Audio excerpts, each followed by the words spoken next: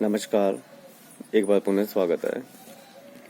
आज हम राष्ट्रकवि मैथिली शरण गुप्त उनके काव्यों की चर्चा करेंगे। विद्यार्थियों, जैसा कि हम लोग जानते हैं, मैथिली शरण गुप्त राष्ट्रकवि के रूप में विख्यात हैं। किसी भी कवि को यूं ही अनायास में ही राष्ट्रकवि की उपाधि से हावित नहीं किया जा सकता है। उसके पीछे उनका योगदान, उनकी रचनाओं में वर्णित विषय, उनकी रचनाओं में प्रभाव डालने की क्षमता और देश के लिए, राष्ट्र के लिए उनके द्वारा किया गया योगदान महत्वपूर्ण होता है, जिसके फलस्वरूप विरले ही कवि हैं जिन्हें इस उपाधि से सम्मानित किया गया। आज हम ऐसे ही एक महान कवि मैथिली शरण गुप्त का अध्ययन करेंगे। किसी भी कवि या कोई भी रचना हो, उसकी रचना या उस रचना या उस कवि का अध्ययन करने के साथ ही हमारे मन में उत्सुकता होती है, हमारे मन में जिज्ञासा होती है कि उन कवि या उस रचना का समय क्या है, कौन सा समय है जिस समय में इनका उद्गम हुआ या इस रचना की रचना की गई। गुप्त जी की चर्चा करते हैं तो गुप्त जी का जन्म 1886 में चिरगांव, जो कि उत्तर प्रदेश के झांसी जिले में हुआ था। गुप्त जी द्विवेदी युग के सबसे प्रमुख कवियों में जाने जाते हैं, गिने जाते हैं, पहचाने जाते हैं। खड़ी बोली के विकास में, उसको समृद्ध बनाने में गुप्त जी का महत्वपूर्ण स्थान रहा है। गुप्त जी आचार्य महावीर प्रसाद द्विवेदी के बहुत नजदीक रहे हैं, उनका सानिध्य इन्हें मिला है और उन्हीं के प्रभाव से प्रभावित होकर के गुप्त जी ने सरस्वती में लिखना प्रारंभ किया। परंतु गुप्त जी को प्रमुख रूप से जाना और पहचाना भारत भारती के कारण ही जाता है। हालांकि कला की दृष्टि से, काव्य उत्कर्ष की दृष्टि से देखा जाए तो भारत भारती की कविताएं भला कमजोर हो, लेकिन देश प्रेम, समाज, मातृभूमि के प्रति गौरव, सम्मान तथा गौरव की भावनाओं को देखते हुए भारत भारती को एक बहुत ही महत्वपूर्ण रचना के रूप में माना जाता है। और ये वह रचना है जिसने गुप्त जी को राष्ट्र कवि के गौरव से सम्मान दिलाया।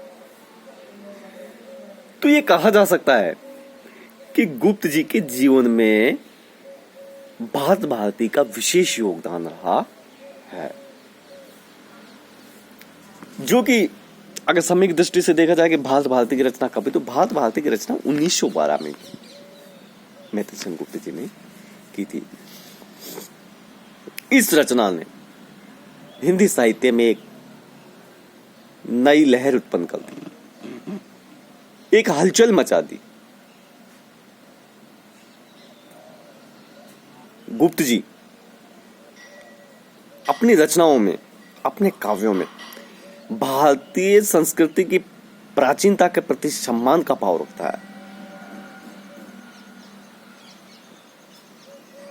उनके प्रति उनका मोह है।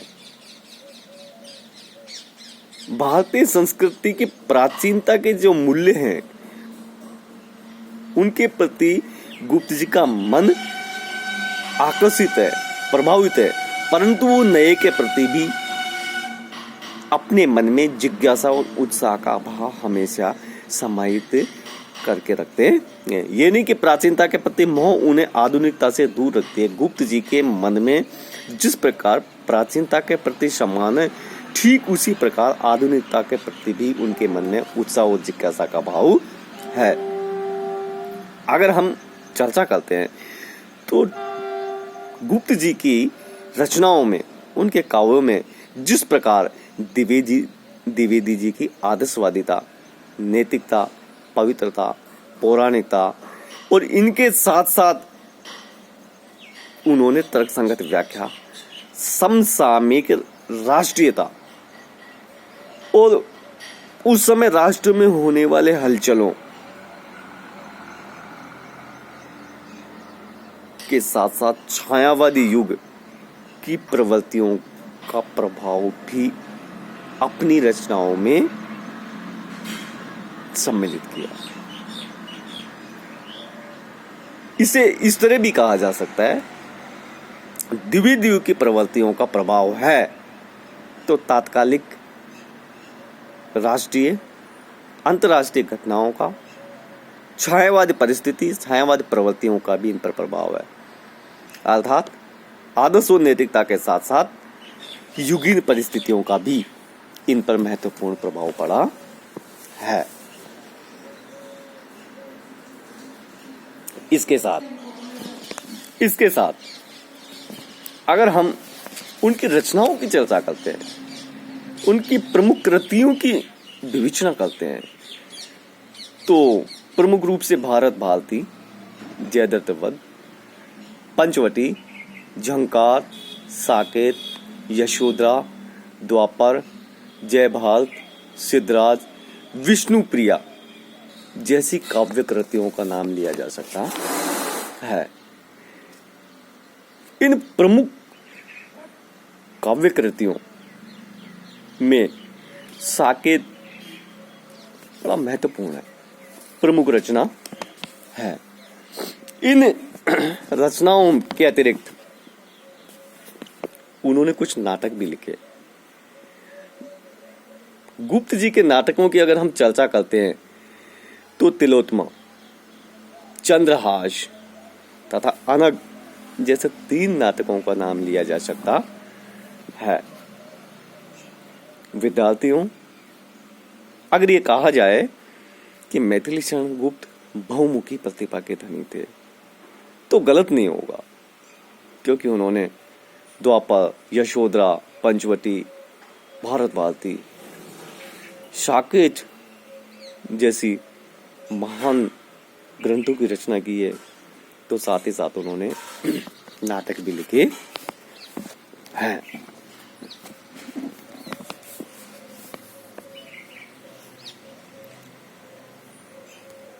इनके अलावा कुछ अनुदित रचनाएं भी उनकी सामने आई हैं। उनमें प्लासी का युद्ध, मेघनाद युद्ध, व्रत संहार जैसी अनुदित काव्य कृतियां हैं।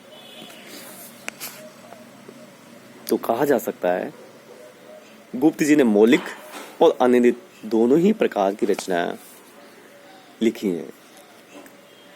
अगर हम चर्चा करें भारत भारती की, तो भारत भारती में उन्होंने राष्ट्रीयता, देश प्रेम, समाज प्रेम को आधार बना करके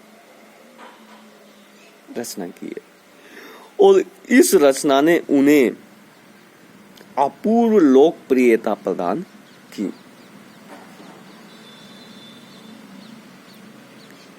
इसके उपरांत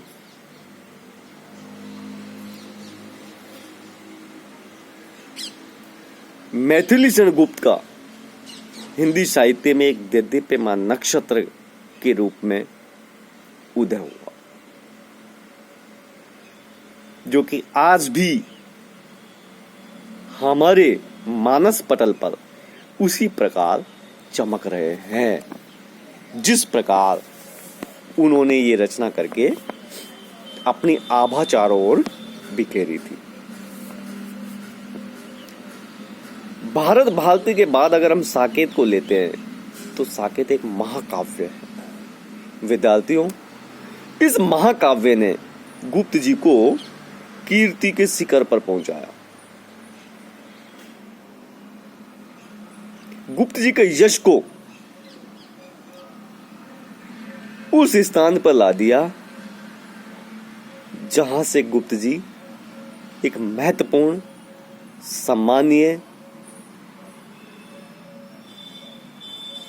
कवि, लेखक या रचनाकार के रूप में हमारे सामने आए। अगर हम साकेत की कथा की चर्चा करते हैं तो उसकी कथा राम कथा पर आधारित है और इसमें एक नवीनता यह है कि उन्होंने पहली बार उर्मिला के चरित्र को प्रधानता दी। इनसे पूर्व अनेक कवि विद्वानों ने बहुत से महाकाव्यों की रचना की, परंतु कुछ उपेक्षित पात्र हैं जिनको हमेशा उपेक्षा का ही शिकार होना पड़ा। गुप्त जी ने ऐसे पात्रों का चयन किया और उन्होंने रचना की। उर्मिला लक्ष्मण की पत्नी थी और राम के साथ वनवास गमन पर उर्मिला अयोध्या में किस प्रकार विरह व्यतीत होती है, इसका सांगोपांग वर्णन मैथिल चंद्र गुप्त जी ने किया। विद्यार्थियों, उर्मिला के चरित्र को प्रथम बार उन्होंने काव्य में वर्णित किया और वह भी एक त्यागमयी नारी के रूप में चित्रित किया। उनका यह व्यक्तित्व हमारे सामने आया। साकेत की तरह ही मैथिलीचरण गुप्त ने यशोधरा, विष्णुप्रिया, इन दो महाकाव्यों में, इन दो ग्रंथों में उपेक्षित नारी पात्रों का सृजन किया, उनकी गरिमा को प्रतिष्ठित किया, उन्हें गरिमा प्रदान की। तो इस दृष्टि से मैथिलीचरण गुप्त का हमारे मनोमस्तिष्क में सम्मान और भी अधिक बढ़ जाता है कि उन्होंने ये महत्वपूर्ण कार्य करके इन नारियों को सम्मान और गरिमा प्रदान की।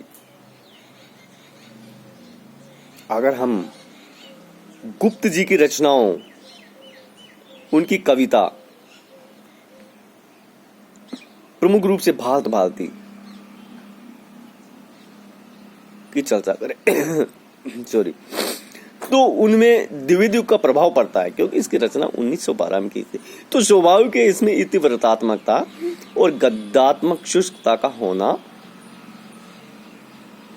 परंतु इसके आधार पर इन्हें नीरस कहना उनके साथ अन्याय करने के समान होगा। आगे चलकर हम देखते हैं साकेत, तो उनके काव्य सरस हो जाता है। ये जो हल्की पुल्की हमें कमी दिखाई देती थी भारत भारती में, वो साकेत में आकर के दूर हो जाती है। सरसता है, भाव प्रवणता इनमें समाहित है और ये भाव प्रवणता और सरसता के कारण एक उच्च कोटि का महाकाव्य बन गया है। गुप्त जी पर बांग्ला का प्रभाव पड़ा है तो छायावादी चेतना से भी अधूरे नहीं है, इन पर छायावादी प्रभाव भी पड़ा है। अपनी रचनाओं में कोमलता का परित्याग इन्होंने कहीं भी नहीं किया है। कोमलकांत पदावली में भावपूर्णता का समावेश करके रचनाएं की जो निश्चित रूप से पाठक के मन को गहरे दृढ़ता से या गहराई के साथ प्रभावित करते हैं।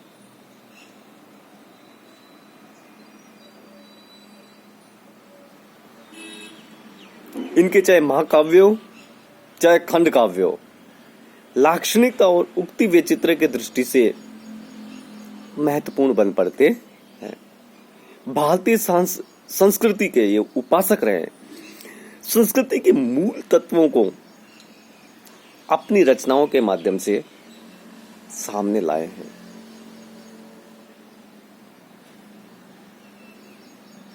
भारतीय संस्कृति के मूल तत्वों को सरसता के साथ इन्होंने प्रस्तुत किया है, क्योंकि गुप्त जी स्वतंत्रता के या स्वतंत्रता आंदोलन के प्रमुख व्यक्तियों में गिने जाते हैं। गुप्त जी का समय वह समय था जब दासता के बंधन में बंधा हुआ था। उस स्वतंत्रता के लिए अपने प्रयास कर रहे थे।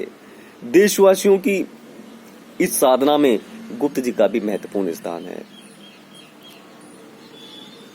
स्वतंत्रता के उपरांत गुप्त जी राज्यसभा के सदस्य भी मनोनीत किए जाते हैं। उस दौरान भी अपनी साधना वे अनवरत बनाए रखते हैं। तो निसंकोच ये कहा जा सकता है कि गुप्त जी ने लिखना द्विवेदी युग से प्रारंभ किया था और आगे आने वाले युगों में वो लगातार इस साधना में रत रहे और अनेक खंड काव्य और महाकाव्य की उन्होंने रचना की। विशेष तौर पर राष्ट्रीयता से सांस्कृतिक मूल्यों को हमारे सामने लाने में, देश प्रेम, सामाजिकता और उपेक्षित पात्रों को गरिमा प्रदान करने में गुप्त जी का जो योगदान रहा है वो अमूल्य रहा है, महत्वपूर्ण रहा है, अद्वितीय रहा है।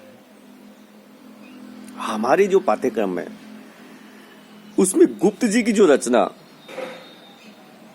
संकलित है उसका हम आने वाले वीडियो में विस्तार से व्याख्यात्मक विश्लेषण करेंगे। तदुपरांत हम गुप्त जी की रचनाओं से संबंधित